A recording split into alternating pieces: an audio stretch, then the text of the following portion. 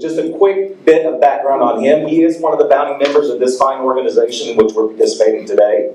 He's a secular activist and blogger, a social commentator, co-host for Dogma Debate Radio, which is an awesome program. If you guys have not listened, check it out. He's an organizer for Black Nonbelievers of Dallas, and he is the chair of the DFW Coalition of Reasons Diversity Council. And he's going to talk to us about 10 lessons on masculinity he learned from raising daughters, which I can relate. Mr. Alix Jules.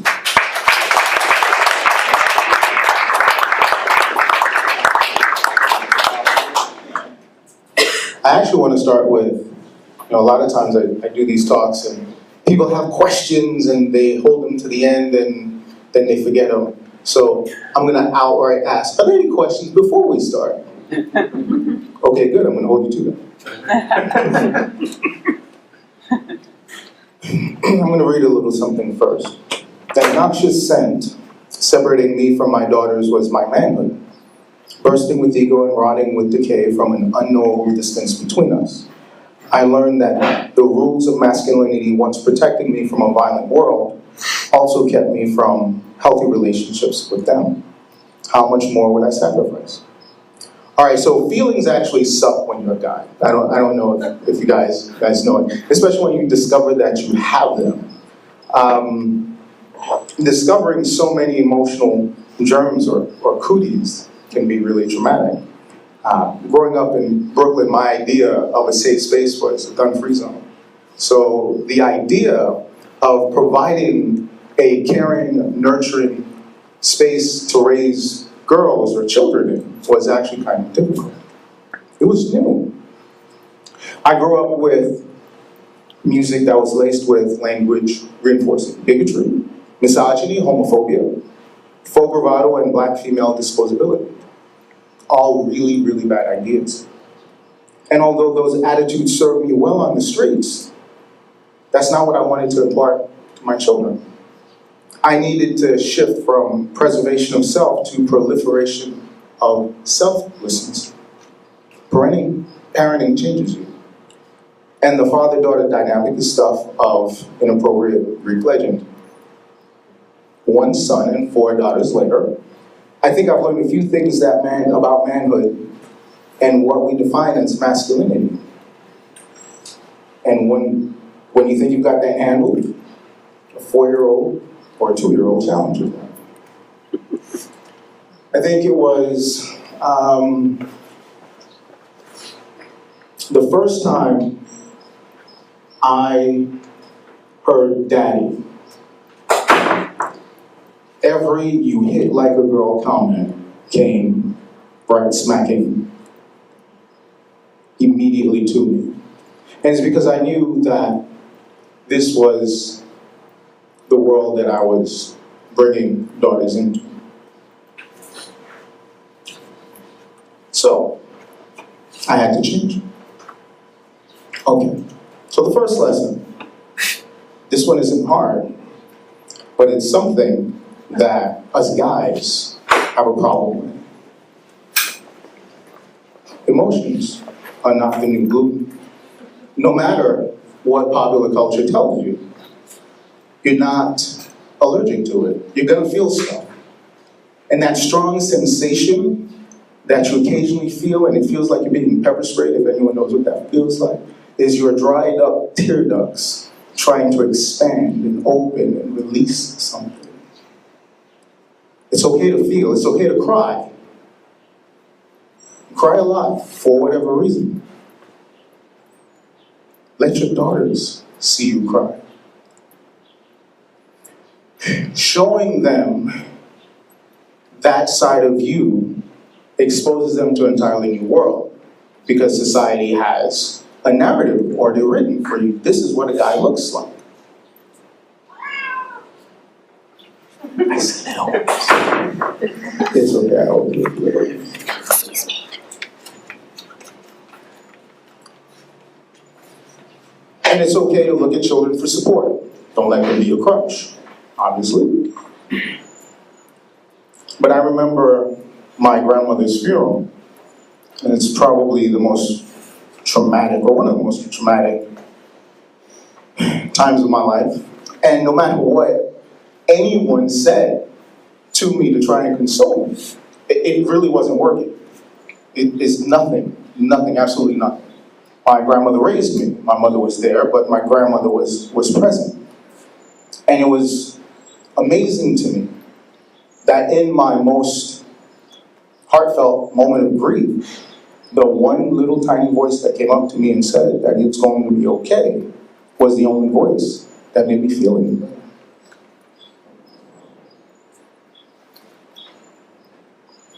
Boys are emotionally stifled. Whether it's mad, glad, sad, happy, a lot of times that's the end of it. We don't teach our boys to feel, and that translates into manhood. And that can be really problematic, especially when we start talking about emotional education and healthy relationships. We seclude ourselves from those feelings, resulting in really stunted role models that we teach our girls are normal. So instead of that side hug that we give our friends, and this is for the guys in particular, go ahead and go for a real hug. Pass on the fist bump altogether, even if you need to grunt to make you feel manly. Now? Yeah, right now.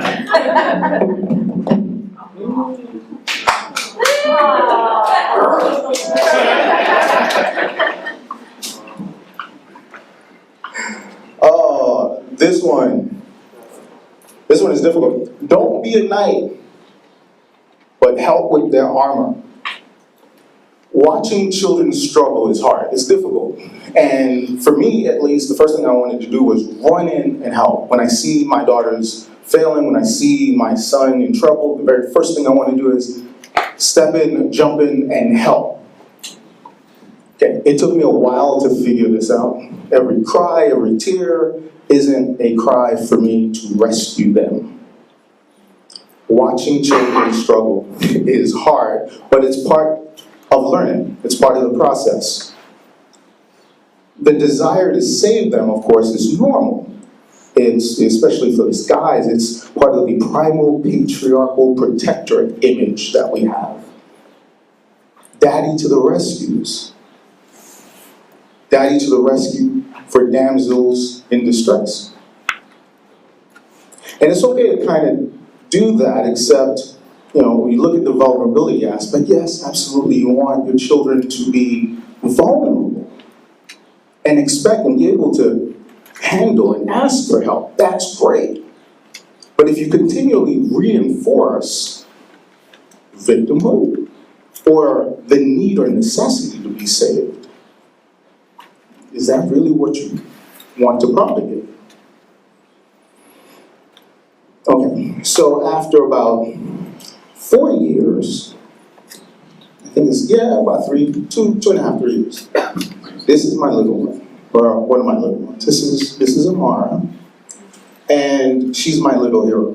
She really is. She has extraordinarily terrible anxiety when it comes to social environments. At home, she's fine, she's a butterfly. So, years of getting her on stage and having this, we're at the Spanish schoolhouse. And every year they do 2 programs. They'll do a Christmas program, they'll do an end of year program. Every year, Omar, are you gonna do this? Yes, I'm gonna do this. Are you sure you wanna do this? Yes, I'm sure you're gonna do this. You're all practiced up and you're ready to go. I'm so ready. She walks up there and turns around and everyone's doing everything and she's frozen, crying. And every year, what I want to do is get up, jump over everybody else. She's looking dead at me or her mom, and she's looking at me saying, "You're betraying me. Why are you leaving me out here? Daddy, help." And it's difficult to just let the child do that. And every time that, do you want to do this? Yes, I'm going to do this. I'm going to get over it. I'm going to do this. She did. So this was just a couple of days ago, actually.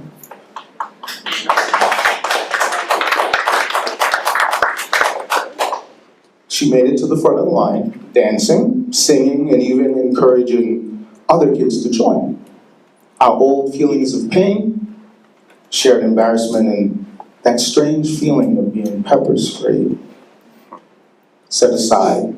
She did it. She was my hero. Now, I'll caution that this is something that parents do. I'm going to go back a little bit. Don't expect children to navigate situations adults often fail at, right? Because, and I see this especially in our communities, let them figure it out. And that's great, except when it's a situation that if they were to ask you, well, how would you handle this? I don't know. But you're now expecting a 4, 5, 7, or 8-year-old to do the same. So it's okay to step in, but let them own the process.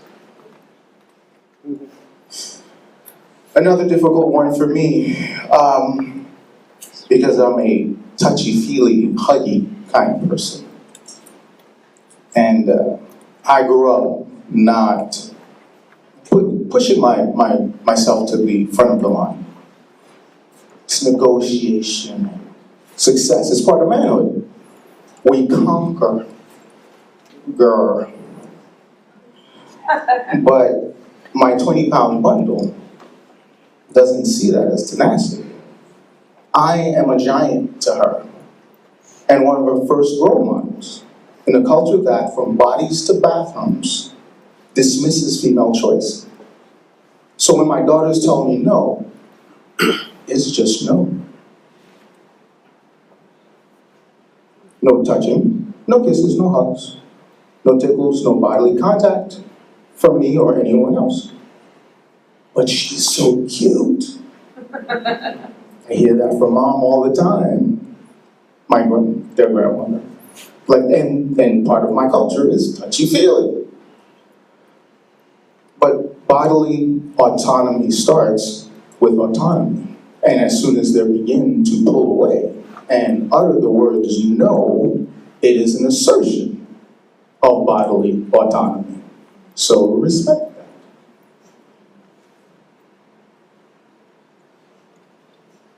All right, so this tends to be a holdback, I think, from Christianity.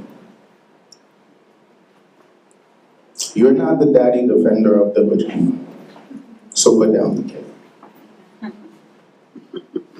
Remember that your daughter's value once increased the trade or the sell.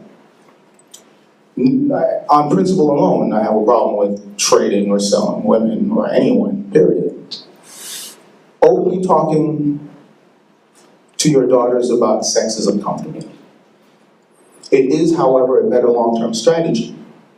Getting past that awkward phase does take work. If you need to start with a discussion about the pill, do that, because guys and daughters get really freaky when it comes to the phallus. So if you are talking to your daughter about sex, the idea of a condom can be really uncomfortable for a guy. Yes, you should absolutely get over it. And there are benefits to this. The first one being, if they let you in and they let you see what's going on in the back, and a lot of guys never see what's going on in their daughters' relationships, you might be able to provide some valuable insight that no one else can. What does a healthy relationship look like? I mean, we keep talking about modeling the daddy-daughter relationship, and we see that in psychology played out over and over and over again. But what if you see that this is going to possibly be an abusive relationship? Well, if you're not in, you can't see that. Now, of course, you have to be invited in. You can't invite yourself in. So respect their boundaries. Again, it's about autonomy.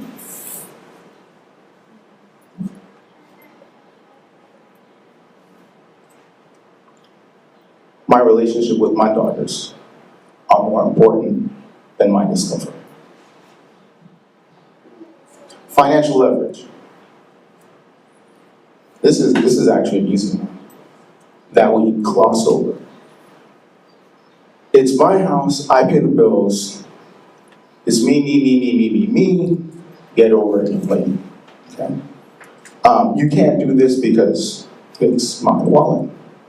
Financial abuse is one of the first tools in manipulation in adult relationships where abuse happens. It's part of domestic abuse. Don't model that behavior. Ever. This is another example. This is my daughter. This is Eric. She's about to go to college.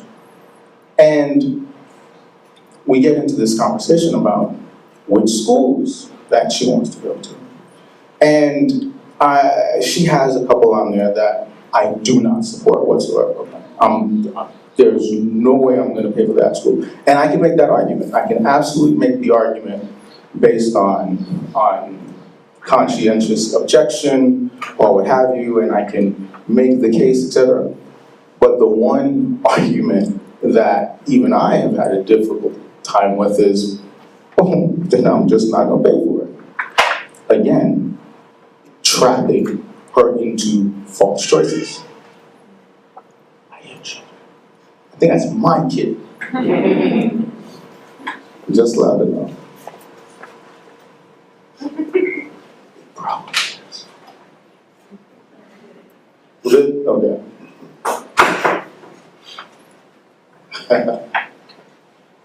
Okay. So I grew up with a mom that just horrible cook. Just absolutely terrible. I'm actually very surprised that I had a problem with obesity growing up, except she had a sweet tooth, and that played in my favor because it was the only thing in the house that was edible. So I would gouge. I would just gouge out on and pick out on all kinds of cake and cookies and what have you. But my grandmother was a great cook, and when she was there, she would pull me up to the stove with her, and we would cook, and that was great. Because I found out later in life that I needed to be able to do this. And what it does with my daughters is it shows them that if you dismantle the preconceived gender roles by doing what's not expected, they get to see walls crumble. Dads who do housework have more ambitious daughters. There was a great study that was conducted in 2014, University of British Columbia, that actually shows that it actually translates into ambition. There have been a few commercials out there that talk about spousal choice and the additional burdens that get placed on daughters and women, wives, when they have their careers. Then there's the expectation of rearing the children, and the expectation of housework, and the expectation of everything else, and they get no help. That's a cycle that continues to be recurrent in society. So if you want to challenge that, well, you kind of have to start by modeling different behavior yourself.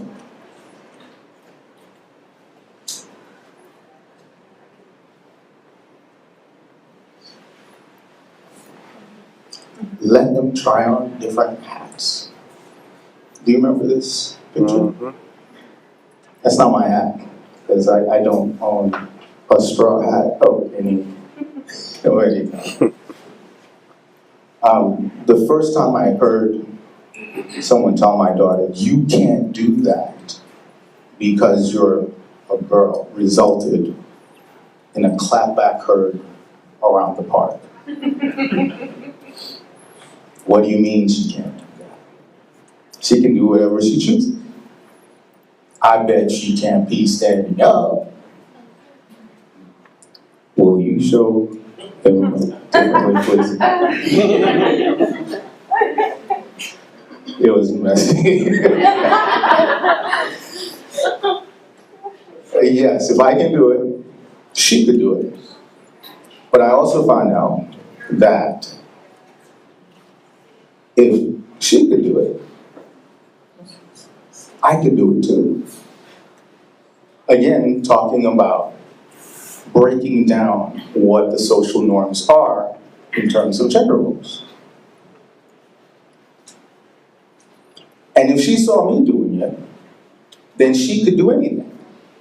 Because to a child, daddies and mommies are bigger than the roles defined by society.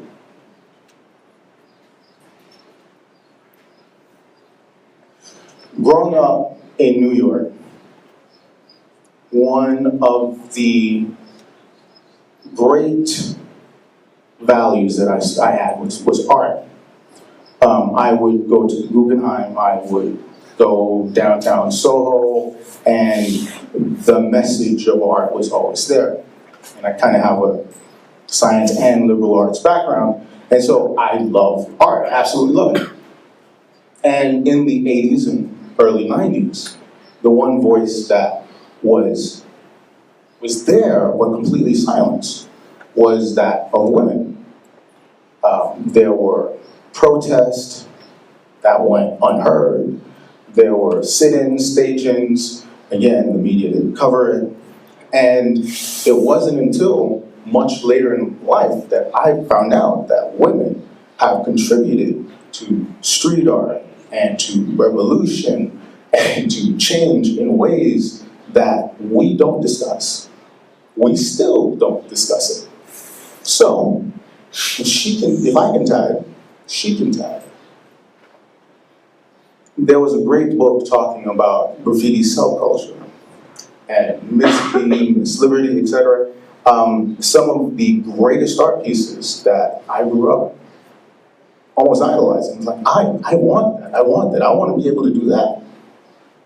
They were created by women, and no one knew. So if I can tag, she can tag. So there is strength in numbers. If you have 5 kids, like I do, it is easier to have more than one person in the household wrangling children. But it wasn't always that case with me. I was a single dad for a while. And I was raising 2 children on my own. And I found that every ideal that I had, or every idea that I had about what men do versus what women do, moms do versus what dads do, those came crumbling down quick. Because with this idea of what masculinity was, of what manhood was, how do I have the conversation about bras? How do I help with makeup? Or how do I do hair, etc.? And how do I do that while holding on to this idea of what manhood is? Well, the good news is, after years of learning how to do hair and makeup and eyebrows, I discovered that even applying lipstick has had 0 effect on my squat. I still bench when I benched before I did that, etc. And yes, it took raising a girl for me to figure that out. I think the first time that my daughter put a wig on my head, it's like, oh yeah, I'm gonna rock this at the gym, just because. You know.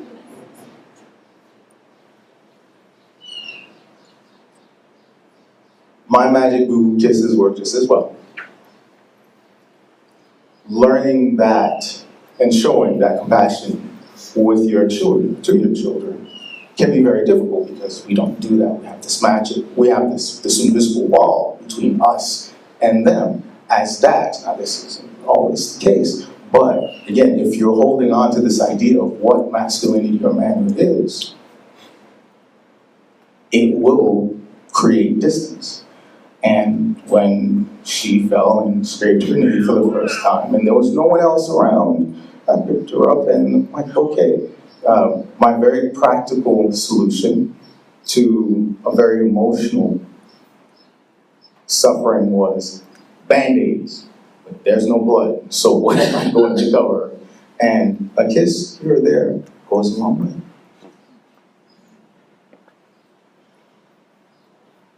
Okay. This one is a little controversial because if you spend time reading the studies that are out there, you will be told that selfies are a bad thing. They are indicative of sociopathy and narcissism. And it's true in men. You know what else does the same thing? Mirrors. So I took a look at 3 of the studies that showed that, and of course, this is one of those bad, journalism does science really badly. And so you'll see all of these things get just pushed out in media over and over and over again. Selfies are bad, selfies are bad. Even because you're not down with the selfies. But it's not about the selfies and it's not about us. It's about what we're telling our daughters. But in regards to the studies, even if you look at the University of Ohio study, that got a whole lot of press last year. Selfies are a horrible thing, worst thing. There's a European one as well. It only studied men from 18 to 40. And yet this is the narrative that gets pushed out in society, and so we adopt that. And selfies are bad. We dismiss our daughters, our girls' ability to self-express. And we dismiss them as narcissistic material tendencies reflecting an unfettered electronic world. Obsessed, self-obsessed. Our girls are too fat or too skinny, wrong color eyes, wrong color skin, too ethnic, not girly enough, not genetically girly enough, to anything that doesn't make the scrutinizer feel better about themselves or their standards. In other instances, it's other parents that choose to lay thick negative social or religious commentary, veiled as slut-shaming on our daughters. Be supportive of image choices for the pieces your daughters choose, and be the defenders of the pieces they don't. Because quite often, those genetics that people are shaming are yours.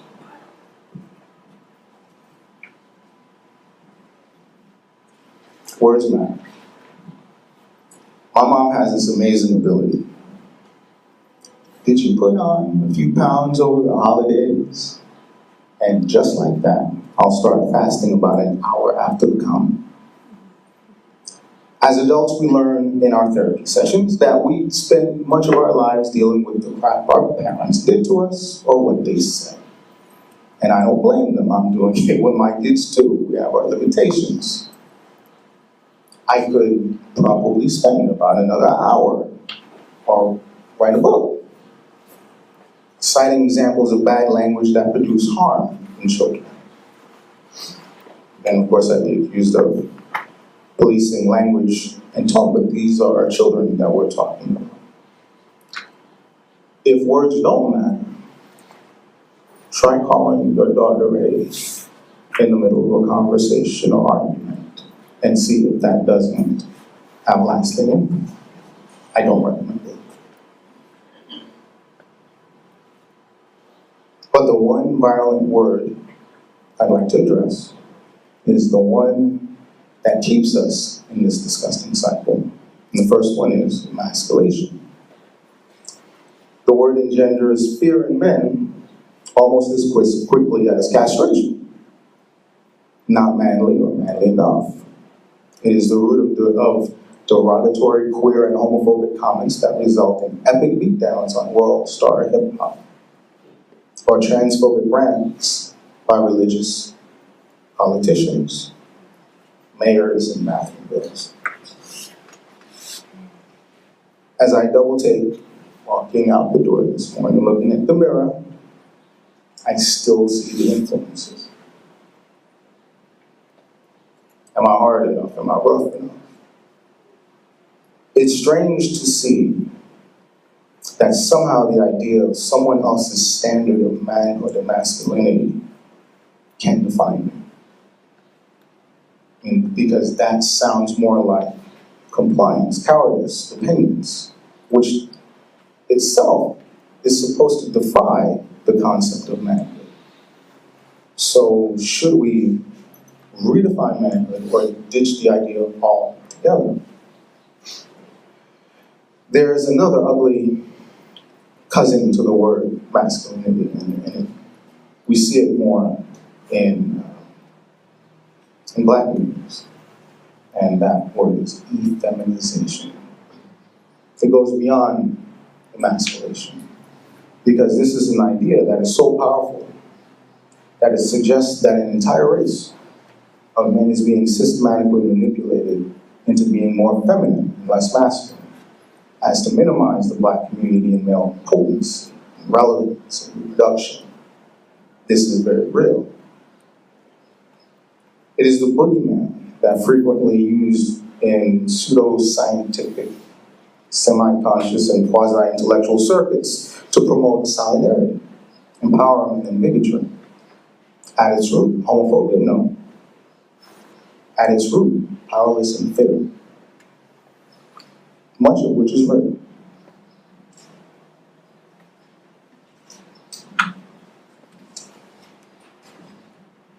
So, you really have to learn to take hold of who you define as you.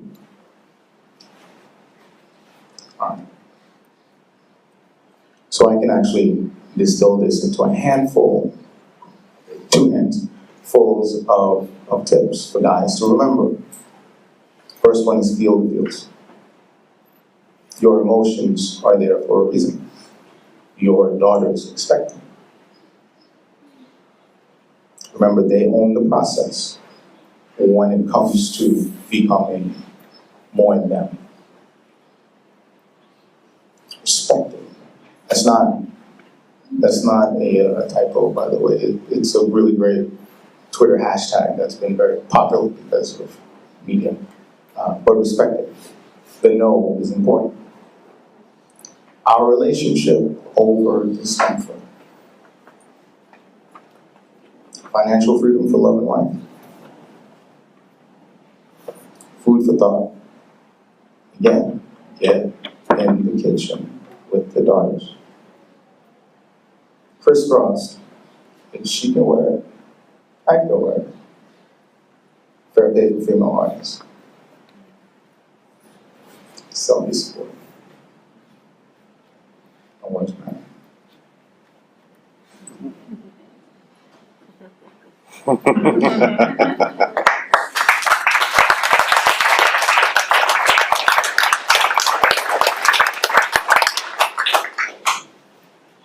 We have time for questions. So, Amy. So how do I do this? Just ask a question, I'll introduce myself, or like Whatever you want. okay, so I have a question for you in regards to, you have a daughter that's on her way to college. Yes. Which means that I imagine that she's, at least has the ideal of relationships. So because we live in a patriarchal society and you promote equality and things of that nature for your daughter, if she happens to enter a relationship with an individual that does not have those ideals, what ideas can you provide to help her tackle those things to bring the ideal of gender equality and things to her mate who may not have had the same enlightening upbringing that she has had? That's actually, we've dealt with that. We've dealt with that. And what it winds up being is that relationship is not going to last. Just outright. It's just not. Because it plays itself out in the relationship. Yeah. questions?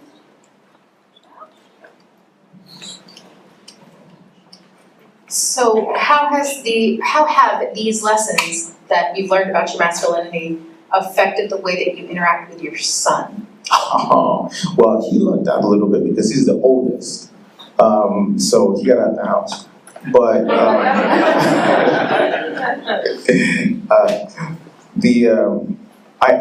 I know that I treat my son differently.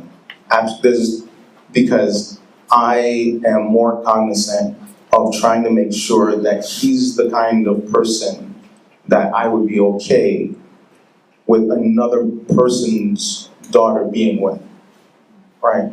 Because we tend to focus a lot on our girls, and it's like, oh, you gotta be loving, you gotta be caring, you gotta do this, and then we also blame them for everything else, including things that aren't in their control. So if you really want to have or impact change, you really need to start with your sons, right? Better sons make better fathers, better mates, et cetera, et cetera, et cetera.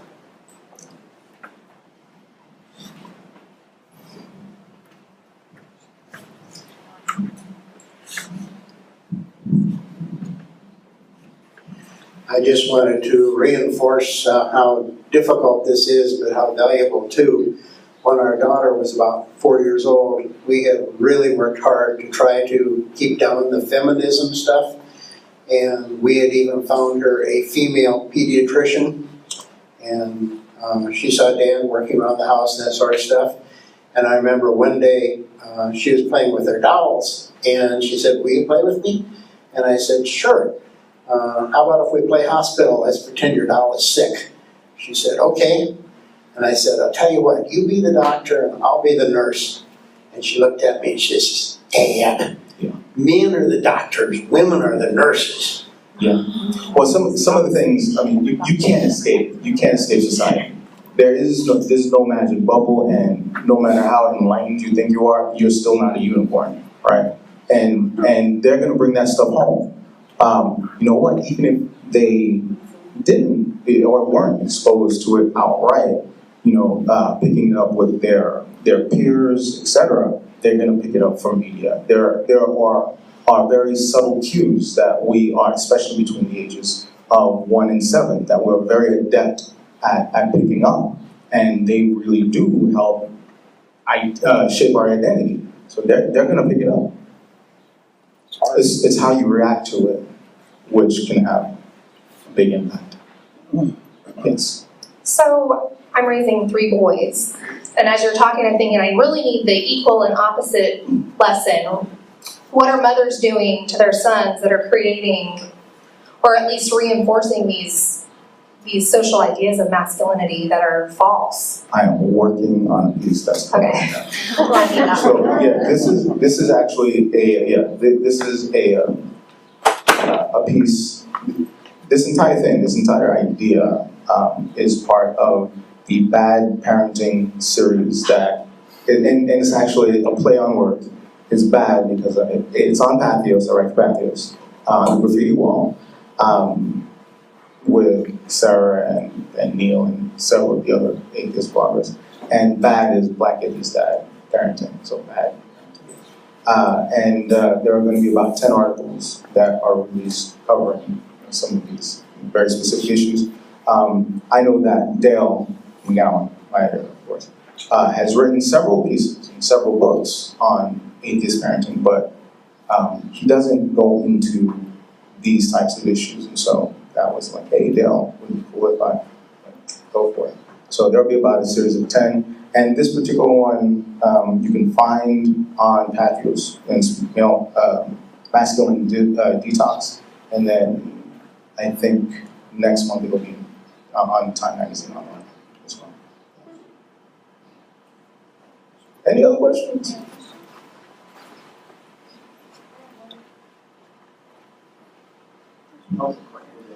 Alex, since you mentioned Dale, of course, his most recent book is about mixed religion couples.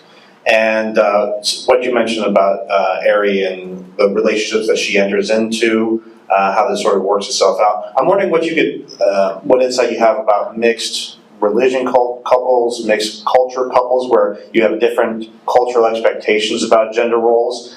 how do these principles play out when you've got one parent and another parent who have very different ideas about what they mean? It's gonna be really tough. Yeah. I mean, it really is. I've had conversations with couples that are struggling. If you're an atheist and your male counterpart is Muslim, and you're gonna have difficulties.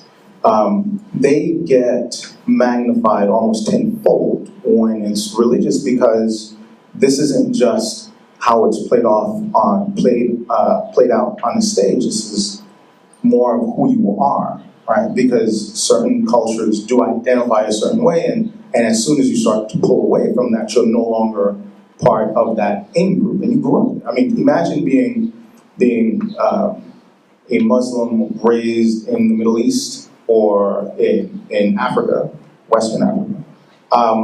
Your idea of what men do versus what women do is very different than what we see played out in a Western relationship.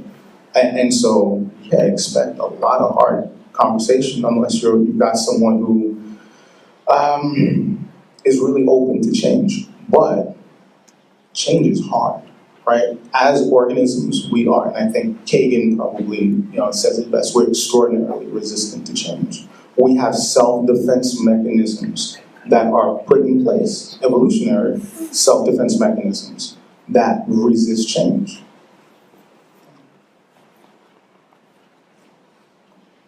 Yes.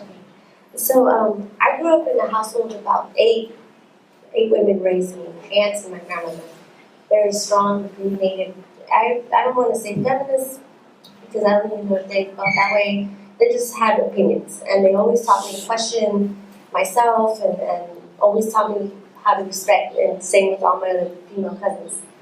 But yet, it's still very hard. I don't know if y'all heard about that joke about a man who's just been in an accident with his son, and he goes to the hospital and all right, let me read it, sorry. The man that's just been in an accident with his son and is killed, and the son survives and is taken to the hospital, but when the surgeon comes in, and they say they can't operate on the surgeon, who's the surgeon? And it's pretty much everybody thinks it's the dad. He's the doctor, but it's not, it's the mom. And when I remember hearing that first, it was on the Cosby Show, I was young. Yeah. And I don't know if y'all look it up. It's a very good quote where it makes you think that almost everybody always just assumed it was the dad who was the surgeon and not the mom. And I remember thinking, oh, it's the dad, because the doctor's dad. Then no matter how much I was raised with these strong, opinionated women who taught me how to be that way now, I still, when you hear something, you immediately think it's a man. And now I have 3 daughters and a sister. What do I do to ensure that they don't immediately assume it's the man? And, because I treat them the way I was treated when I was younger. And yet, I still, if I hear something, without even thinking, I think, oh, that has to be a man. To save the day. It's not, it's a woman. What do I do so my daughters won't think that? Move. Okay.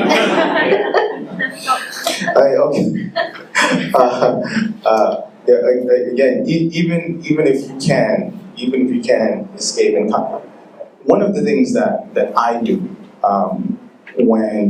whenever something happens, because we always talk about teaching moments, right? That was a teaching moment. Yeah, but who's teaching who? Okay, again, if you deal with 4-year-olds, you question. There's a lot of questions that are like, and I really don't know.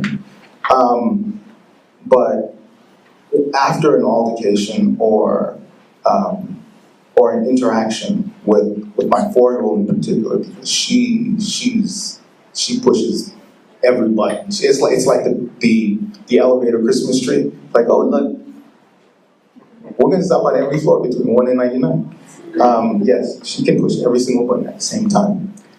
And I consider myself a very patient person and equality-minded, etc. And the question that I ask myself after something happens, and I have to do it consciously, is what did I either just teach her or what did I just reinforce, right? But that has to be a conscious decision that you make. Things like the way I play with my daughters have evolved over years. Yes, we roughhouse. I throw them in the air, and when it comes to swings, like they go as high as they want, and I'll push as hard and as high as they like until they say stop or enough.